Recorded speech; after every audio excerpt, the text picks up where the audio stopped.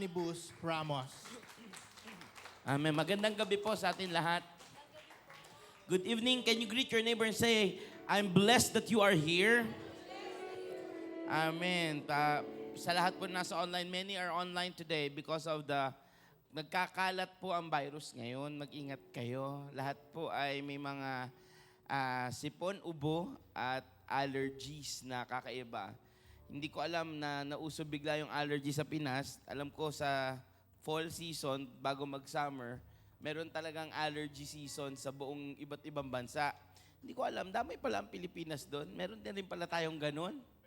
Ngayon, yung pollen, kasi di ba nagkakalat para sa spring, hindi ko alam, ang Philippines pala, meron na rin ganun.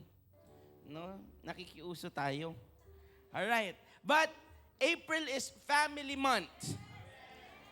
It means we serve God as a family.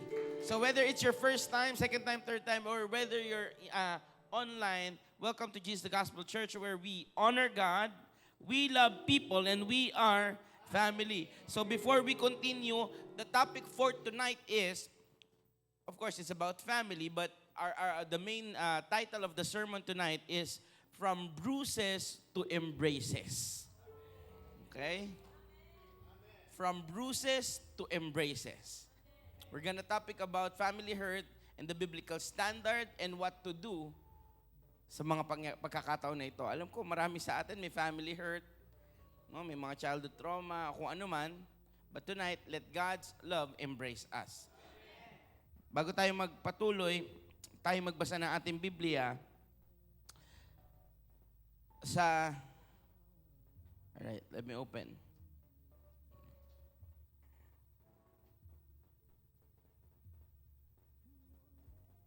1 Timothy chapter 5, verse 8.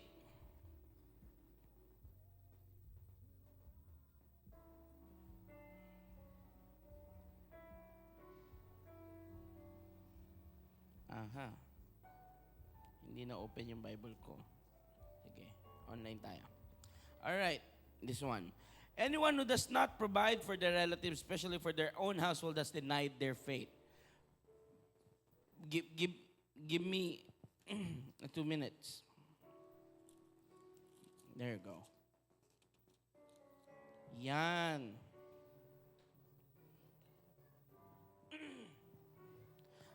Huh? 5 verse 8. Eto, verse 7 tayo magsisimula. Ipatupad mo sa kanilang utos na ito upang walang sino mang maisumbat sa kanila, upang walang maisumbat sa kanila ang sinuman. Ang sinumang hindi kumakalinga sa kanyang mga kamag-anak, lalo sa mga kabilang sa kanyang pamilya, ay tumalikod sa pananampalataya at masama pa kaysa sa isang di mananampalataya. Grabe, no? Ito ang sabi ng salita ng Diyos, ipatupad natin ito bilang pananampalataya natin. Ipakita natin na ano daw? Na ang pananampalataya natin ay hindi sa salita, kundi sa gawa. Thank you. Kaya naman, ito ang sabi ng salita ng Diyos, kailangan matuto tayong kumalinga. Kailangan wag tayong magpabaya sa kamag-anak. Huwag tayong tumalikod sa kanila. Amen? Pagpalain ng Diyos ang kanyang salita, tayong lahat ay pumikit, manalangin po tayo. Panginoong Hesus, nagpapasalamat kami sa gabing ito. Lord, buksan mo aming isip, aming puso, at dalangin namin, turuan mo po kami ngayong gabi. Hayaan mo magkaroon ng bukas na kalangitan, magkaroon ng kapatawaran, magkaroon ng kalinisan, kaayusan, higit sa lahat, lumabas kami lahat ng may kagalakan at katagumpayan na sa iyo lang nanggagaling. Purihin ka, parangalan ka sa pangalan ni Jesus. Everybody say amen. Malakas na palakpak sa Panginoon, tayo lahat ay makakaupo.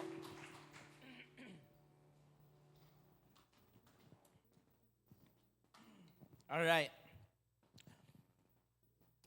Being in a family is too big. Tackling every scenario, every problem that a family has depends on the situation on how you were brought up. Iba-iba ang sitwasyon ng ating buhay. Masyadong malaki kapag tinakal natin isa-isa at maaari hindi pa tayo matapos. Nakakatawa, sa mundo, kapag pinag-usapan ang problema, nagpapadamihan at nagpapalakihan. Pag nakikristo ka, ayaw mo dapat yan pag-usapan dahil alam mo si Lord na ang solusyon dyan. Napansin nyo ba yun kapag sa mundo ganun ang usapan lagi? Buti nga, yan lang problema mo eh. Ako. Pansin nyo yun? As if you're trying to compete who has a more bigger problem. Which in fact, you don't even want the problem in the first place. We do that, why? Because most of the time, we only need to be heard. Ang katotohanan, alam naman natin wala solusyon doon sa makakausap natin eh. Madalas, kaya lang tayo nagsasalita, hindi para makipag-compete, kasi gusto lang natin ma-vent out yung hindi natin kayang mabuhat na. Gusto lang natin na may makarinig. Sino dito nakaka-experience ng ganyan? There are struggles in the world, but to Christians, struggles goes from struggles to solutions. Hindi tayo nag-i-stay in struggles alone. Kailangan may solusyon yung pinagdadaanan natin bilang pamilya. At kung walang solusyon sa isang problema, simple lang. Sabi mo sa kamo, simple lang. Wala ang Diyos doon. Ulitin natin ha. Pagka sinabi mong wala na, ayoko na, wala nang solusyon, ano daw? Wala si Lord doon. Sabi mo sa kata mo, may problema ka ba? May pinagdadaanan ka ba? Lahat na magsasabi amen? Ang tanong, may solusyon ba yan? Kapag walang solusyon, wala si Lord dyan. Kaya kung nandiyan ka, malamang hindi ginusto ni Lord, consequence mo yan. Naintindihan natin? Kasi consequence ko pala to. Anong kailangan kong gawin? Kailangan mong mag-move forward. Now, there are 3 things na struggle ng Filipino family, especially us, Christian Filipino family. Ito yung very common at ito yung topic natin dahil ito yung major na meron sa buong Philippines o sa buo, actually hindi lang Philippines. In many culture, meron ito. Okay? And I hope maintindihan nyo. Ito yung struggle of utang na loob.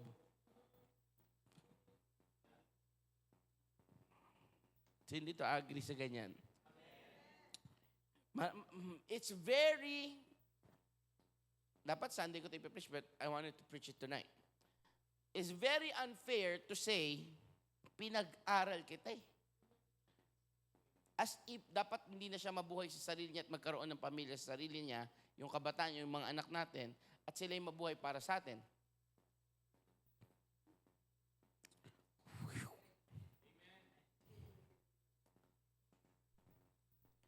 The Bible did not say, buhayin mo ang iyong magulang.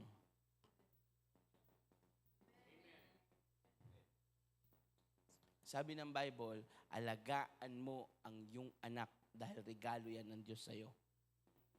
Anong ginagawa sa magulang? They honor it. We honor our parents. Honoring doesn't mean you alone shoulder everything. Lalo na sa may mga problem, sa may mga magkakapatid. Ako lang ba sasagot? Ako lang. Di ba nag-aaway-aaway ang pamilya na ganyan? Parang ayaw niyo pag-usapan tong usapan na to, no? Pero kailangan natin ito harapin. Okay lang ba?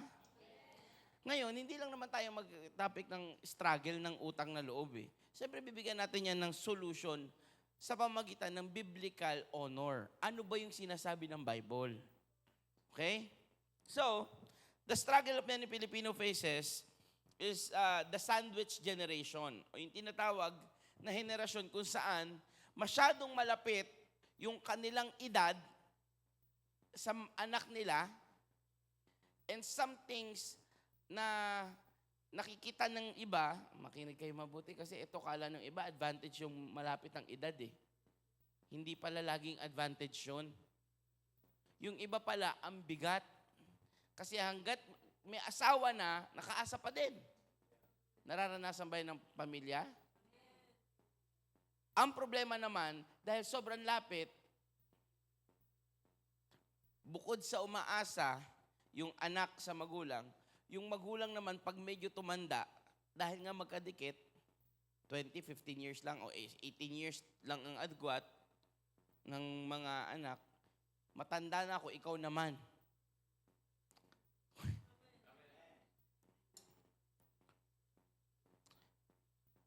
Ngayon, naiipit yung nasa gitna.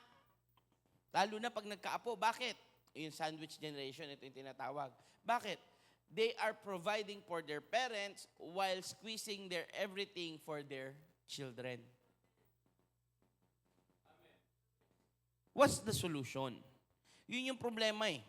At madalas, ito kasi yung nagiging niyan, wala ka man lang utang na loob, wala ka man lang gratitude. Pinag-aral kita, dapat pala, ito yung mga masakit na salita at katotohanan. Dapat pala noon, hindi na kita binuhay. Pinalaglag na lang kita. At may mga kabataan nakarinig yan sa nanay nila. Meron. At minsan, ito pa sasabihin, pasalamat ka, pinagtiyagaan ka namin. That hurts.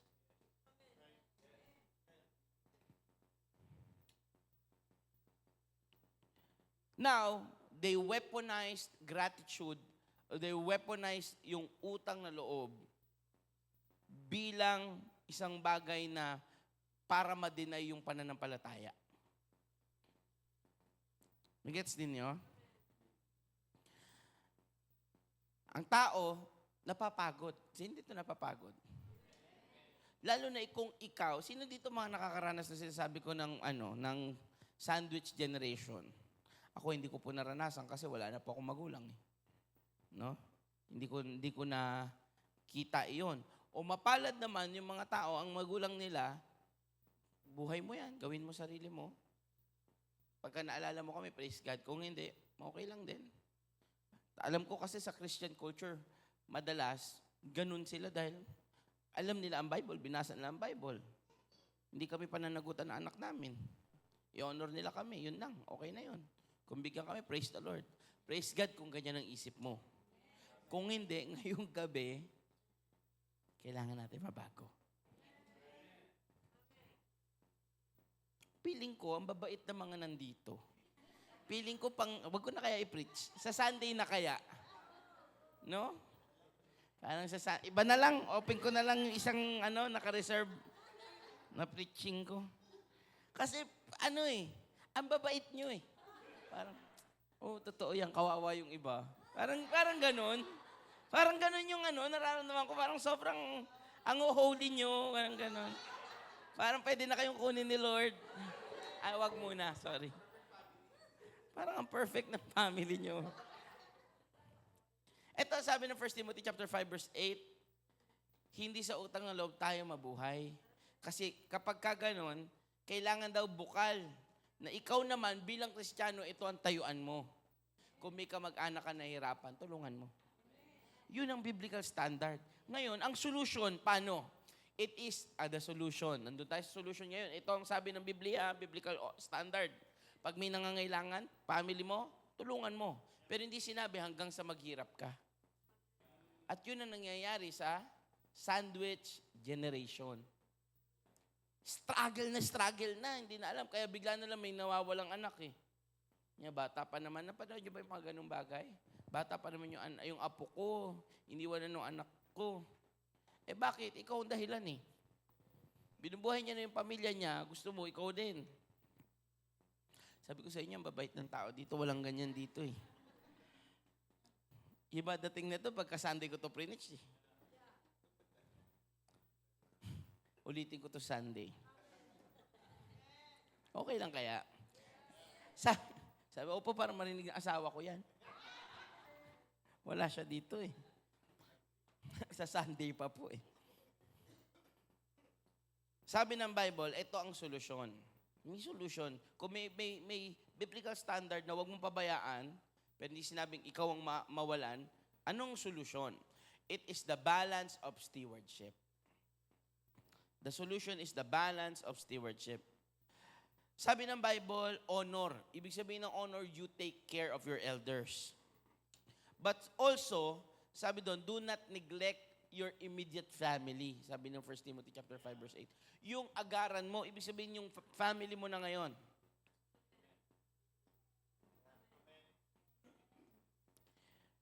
Kailangan para sa mga nasa sandwich family o kung ikaw yung generation na iyon.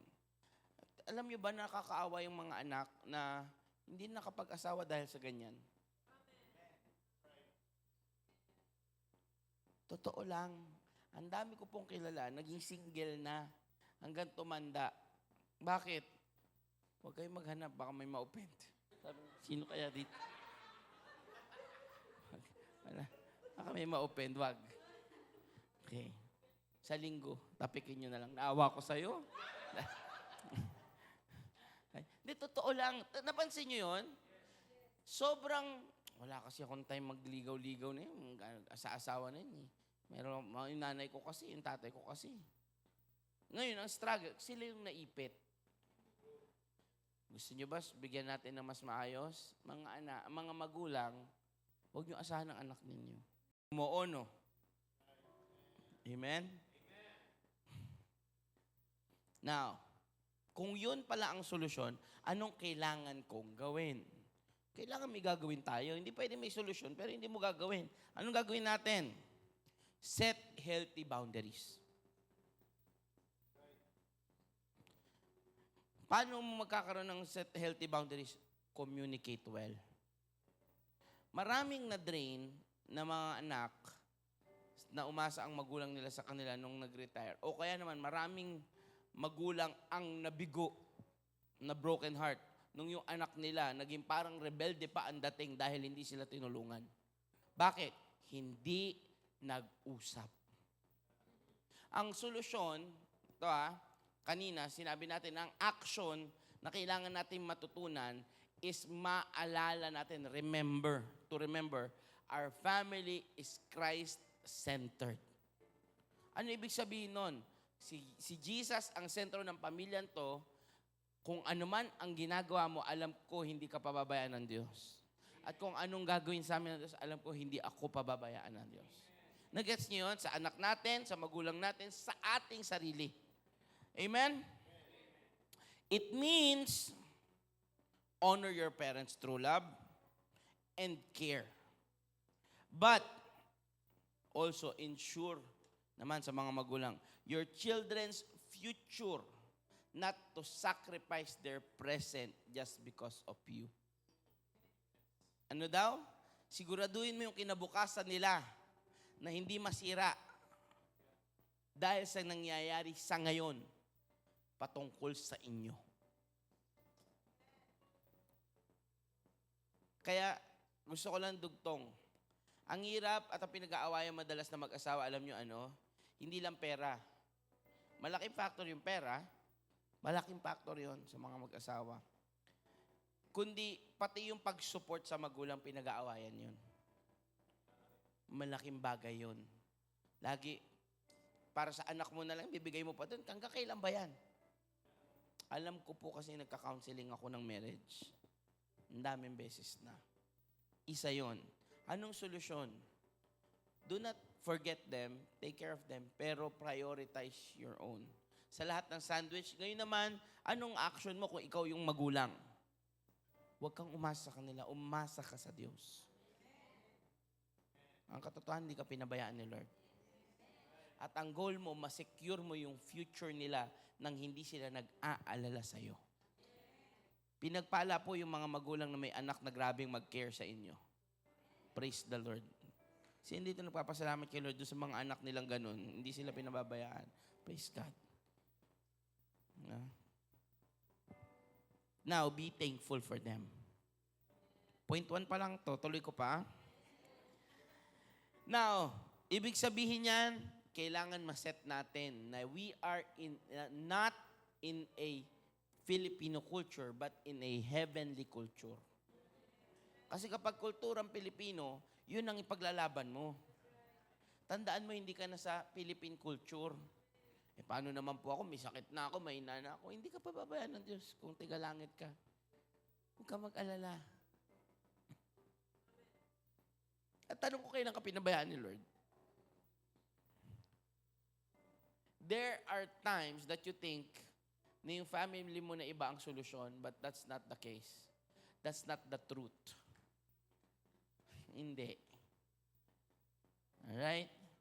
You will only have a better life if you trust God and make Jesus the center of your family. Number 1, yung struggle ng utang na loob. No? Tanggalin natin. Bakit? Because it caused so much bruises, sugat, na dating kaya kang yakapin, ngayon tinik na tuwing lalapit sa iyo. Bakit? Ang bigat-bigat na ng nararamdaman.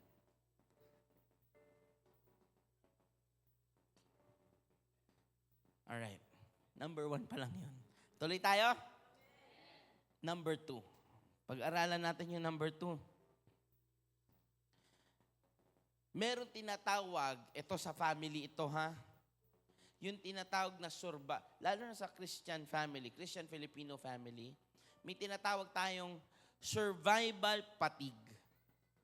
The struggle of survival fatigue. Okay? What is the struggle of survival fatigue? Lalo na po sa atin, sa Philippines, very hard. Lalo na ngayon. Very hard. Kakataas lang ng gasolina ulit. And we're expecting before April 15 na papalo ng 170 ang diesel. And it's not hindi naman po yung tagong katotohanan. Lantaran nyo, alam ng lahat. Lalo na sa Philippines, very hard ang buhay. As Christians, we have faith, praise God. Pero, isa sa struggle natin yung survival fatigue. Ibig sabihin nito, pagod ka na, hindi nag-i-stray, na hindi ka nag-nourish, you're just surviving. Basta meron sa makain araw-araw, okay na. Minsan kulang, pero napagtsatsagaan, kakapagod. Totoo ba yan? Madalas, dinidiktahan tayo ng buhay according sa mangyayari sa buwan na to, depende sa sasahurin ko. Medyo kakain kami ng onti sa labas kapag maayos-ayos yung sahod. Hindi lang yan. Yung bigay, yung padala. Pero madalas, pagod tayo sa kababudget. Sa mga kabataan, ang hirap mag-preach. Ang mga kabataan, hindi lahat libre. Pag pumunta ka sa bahay nyo, may kuryente kayo, may nagbayad nun.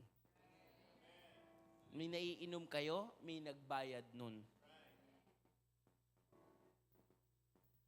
May nagbabayad ng lahat. Ngayon, the only thing na pwede mong gawin, mga kabataan, o sa lahat ng mga anak, o lahat ng hindi ikaw nagbabayad ng bills nyo, be grateful. Be thankful. Because not surviving is very common for everyone depending on their life stage. Depende sa stage ng buhay nila. Merong part ng buhay nating lahat tayo, na nagsusurvive tayo doon, pero sa ibang bagay, we're striving, masagana tayo. Pero doon sa mga bagay na nagsusurvive lang tayo, you could help always by having care. Magkusa kang ano ba yung care sa Tagalog? Mag-alaga, hindi lang. Malasakit. Yun. Nakita mo may nakasaksak, hindi naman kailangan nakasaksak, patayin mo. Ilaw. Electric pan, bukas magdamag, maghapon, hindi. Lahat ng bagay. Kasi hindi mo mararamdaman yung survival fatigue hanggat hindi ikaw ang nagbabayad ng lahat.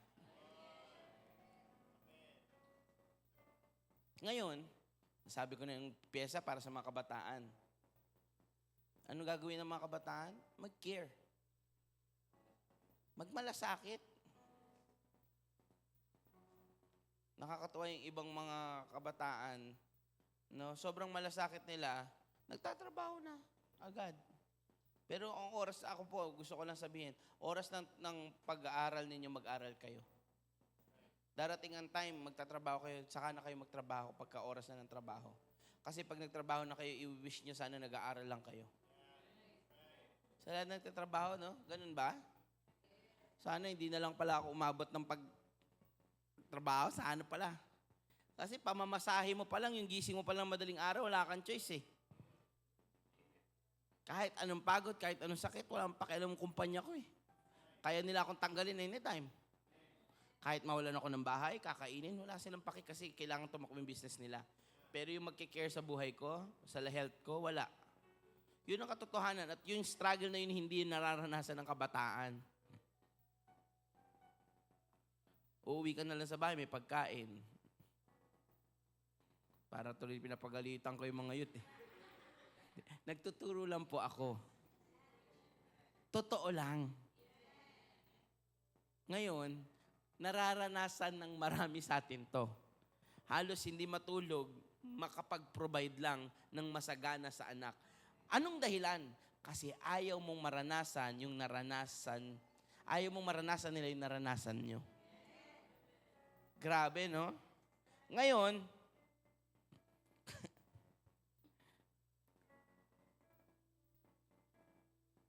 ang problema, pagod na pagod tayo, kakakayod. No, yung hard toil ng tao. Para pambayad o may mailagay na pagkain sa pagkainan, pambayad ng tuition, mga kuryente, o yung mga pangangailangan. Praise God kung masagana ka. Alam mo ba, pag naririnig mo to at nasiisip mo, hindi ako ganyan, magpasalamat ka na kagad kay Lord. Hindi mo iniiyak sa gabi kung ano yung kakainin nyo kinabukasan, ipagpasalamat mo sa Diyos ang buhay mo.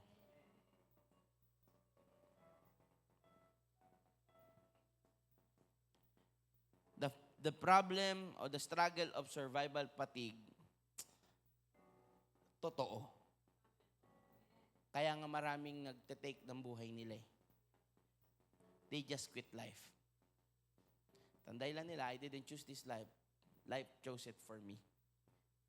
Sabi nila, hindi ko naman ginusto tong buhay na to eh. Yung buhay na to, pinili ako para maging ganto. And they just say, I wanna quit. Kaya marami nagpapakamatay, nadidepress, nagkaka-anxiety, malalang mga sakit. Pero bilang Kristiyano, sabihin mo sa katabi mo, Kristiyano ka, paalala lang. Totoo yung struggle. I want to affirm to you, the struggle is real. Pero ano ba sabi ng Bible? Kasi kailangan may biblical standard tayo, di ba? Ano ba sabi ng Bible? Matthew chapter 6, verse 31 to 33. Huwag mong alalahanin anong yung dadamitin, kakainin, iinumin, titirahan. Alam ng Diyos ang lahat ng iyong pangangailangan. Unahin mo ang kanyang kaharian at ang kanyang kalooban at lahat ng ito'y idaragdag niya sa iyo. May katotohanan sinabi ang Diyos. Kaya bilang mga Kristiyano, hindi tayo nag-aalala. Praise God. Anong solusyon natin ngayon? Have more faith. The solution? Have more faith rather than more anxiety. The truth is, lahat tayo, kung hindi man lahat tayo, majority of us has anxiety. Yun ang truth. Have you ever found yourself, nakita mo na ba yung sarili mo, one time, na bigla na lang umiiyak?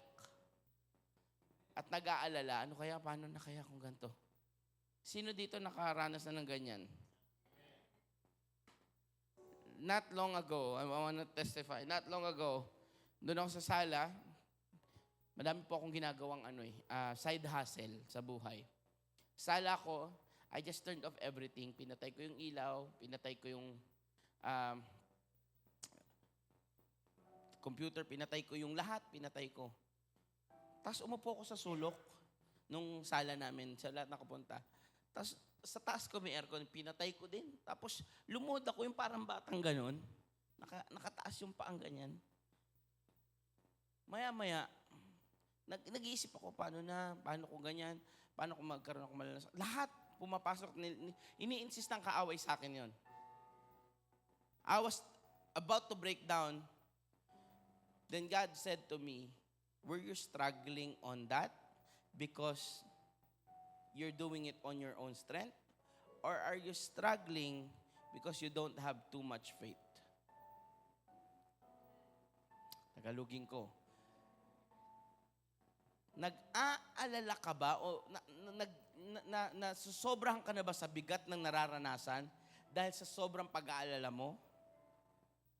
Dahil sa lahat ng babayaran mo? O kaya ka nabibigatan kasi wala ka ng pananampalataya sa akin? When I heard God's voice, what I did was I opened the aircon. Binuksan ko yung aircon. Binuksan ko yung TV. Tinawag ko yung anak ko. Sabi ko, manonood tayo ng movie night. Nagpaluto ako. Ang sabi ko, Lord, sabi mo, hindi mo ako iiwan, ni pababayaan. Sabi mo, lahat ng bagay, ikaw magpo-provide. Ngayon, kung kaya ko itong buksan, kaya mo itong bayaran. Palakpakan niya natin malakas ang Panginoon. That night, God faded, tinanggal ni Lord yung takot ko. Nakakatakot talaga na ngayon, no? Pero si Lord, hindi tayo iiwan. What is the action? Move from survival mindset to you are the child of the King. Anak ka ng Diyos, hindi ka niya pababayaan. For parents, huwag mong alalahanin yung future ng anak mo. God gave you to them as a steward. Palakihin mo sila na may takot sa Diyos. Pero pagtiwala mo, si Lord ang bahala sa kanila.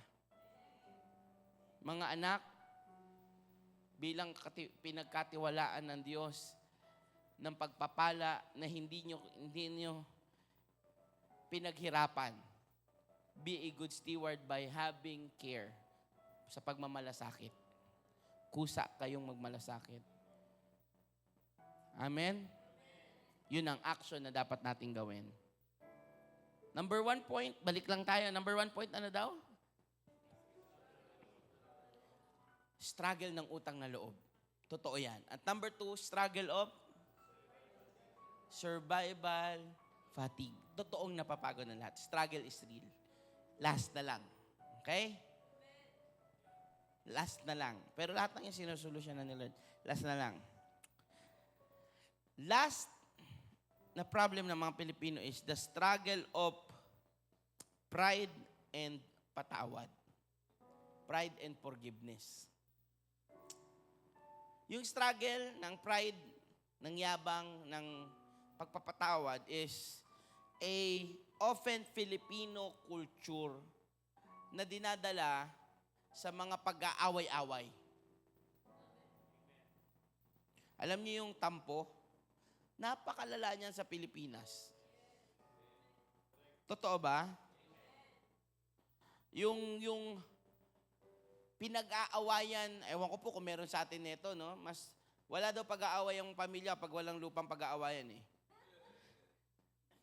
Totoo ba yun? Hindi ako naniwala doon. Wala naman lupa yung pinag-aawayan eh. Na ang alam kong pamilya, kang tumawa. Alright. Naintindihan nyo, hindi lahat ng pamilya yun ang pinag-aawayan. Yung iba, tampuhan lang. Hindi ko alam kung dapat ko sabihin to pero sabihin ko sa inyo, meron akong kilala.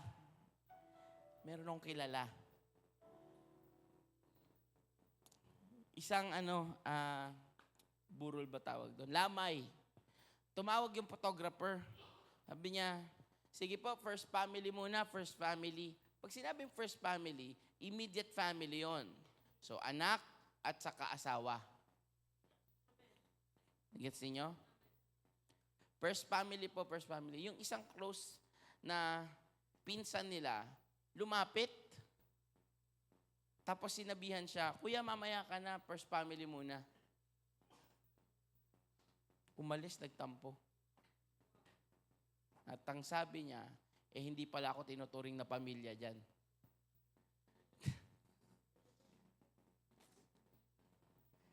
Nagtampo. Minsan, just because of the wrong understanding, nagkakatampuhan. And mas madalas, nangyayari yon dahil, alam nyo kung ano? Sa kwento ng iba. Which, kaya mo namang pamilya kita, anak kita, kapatid kita, ba't hindi tayo mag-usap?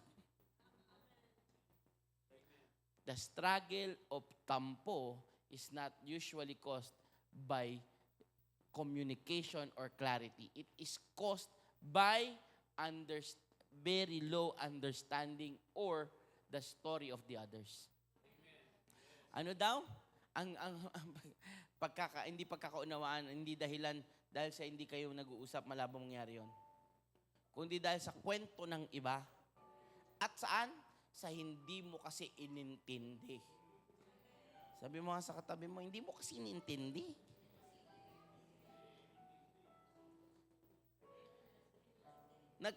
Totoo ba yan? Sino dito may mga nakaaway na pamilya niya, wala naman siya, hindi ko maalala yun. Ay, hindi niya ako naintindihan. Sino dito nakaranas ng ganyan? Totoo yan. Nangyayari yan. No? At madalas, alam nyo anong nangyayari? Kapag nagkatampuhan, nagkakapahiyaan. The problem and the struggle of pride and forgiveness is dahil hindi kayo nagkaunawaan, nagkakayabangan, at nagkakahirapang magpatawaran. May mga tao, tanggap naman natin to, no? May mga tao talaga na sakim. May mga tao talaga na mapanlamang. Those are exceptional people. Mga ano yun, mga bukod tanging mga tao yun. Hindi yun common sa lahat ng pamilya. Mas common po sa lahat ng pamilya is yung hindi lang nagkaintindihan. O kaya, kwento kasi ni. Sabi kasi ni. But everything, punta tayo, yun ang naging struggle natin. Punta tayo doon sa biblical standard, Colossians chapter 3, verse 13. Ito ang standard ni Lord.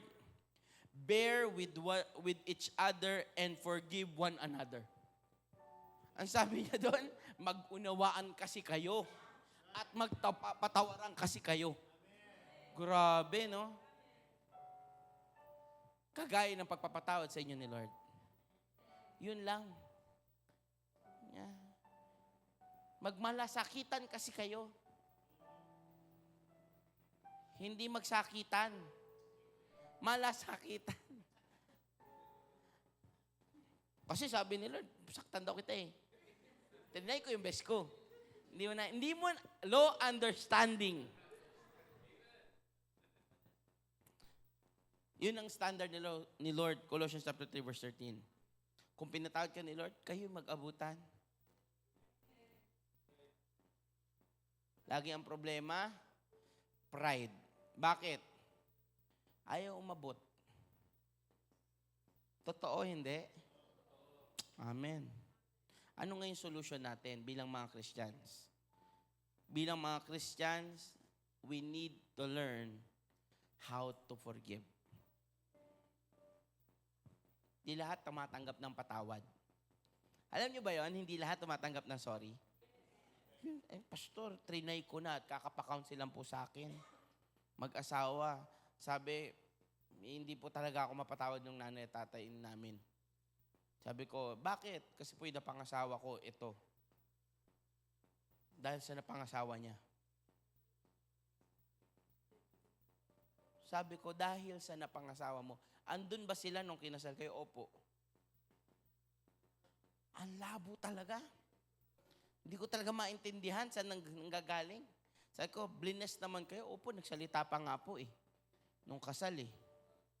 Yung pala, may hidden hurt. Napapa-oo na lang. Kaya ano nangyari? Lumalim ng lumalim ng lumalim. Hanggang sa one day, pumunta siya doon sa bahay. Sabi niya, pumunta po ako doon, hindi ako pinagbuksan ng pinto. Rejection ang nangyayari kapag inuna ang pride at hindi nagpatawad. Nagkakaroon ng blockade sa buhay. Yung dating kayakap mo, ngayon kahit anino ayaw mo makita. Now, the solution is forgive. Bakit? God is more concerned in the placement of your heart rather than your comfort. Ang Diyos ay mas pinahalagahan yung kalalagayan ng puso mo kesa sa comfort na feeling mo okay ka lang. Kaya kung sinabi ni Lord magpatawad ka, yun ang best sa'yo. Kung sinabi ni Lord sa'yo, mas mabuti nang ikaw ang umabot kaysa ikaw ang inaabot, yun ang magandang bagay. Amen? So tonight, kailangan may action tayo kasi alam na natin kailangan magpatawad eh. Ang problema, walang action. What's the action? Stop having the silent treatment for pain. Ulitin ko tigilan nyo na po yung pananahimik dahil nasaktan ka. Dahil walang release na mangyayari. Face it.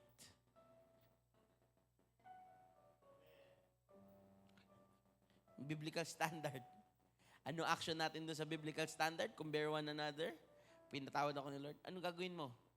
You know you've hurt someone and you know you've been hurt. Don't be silent about it. Forgive and ask forgiveness. Break the cycle of silent treatments. Hindi yan ang biblical standard ng Diyos. Bakit? Ang sabi ng Diyos, kung may problema ka sa isang tao, Matthew chapter 5, lapitan mo at makipag-ayos ka. Bago ka sumamba, sabi ng Biblia, at kung alam mo may nasaktan ka o may nakagawa ng mali sa'yo, magpatawad ka muna at humingi ka ng tawad. Forgiveness is the only way to stop generational trauma. Bakit? Makinig po kayong lahat and I will end with this. Kapag hindi mo nahilyan ngayon, you will lash it out one day to your next generation. Kapag hindi mo yan inayos ngayon, one day, ibabato mo yan sa anak mo o sa ibang tao. Kaya anong gagawin natin? Patawad tayo.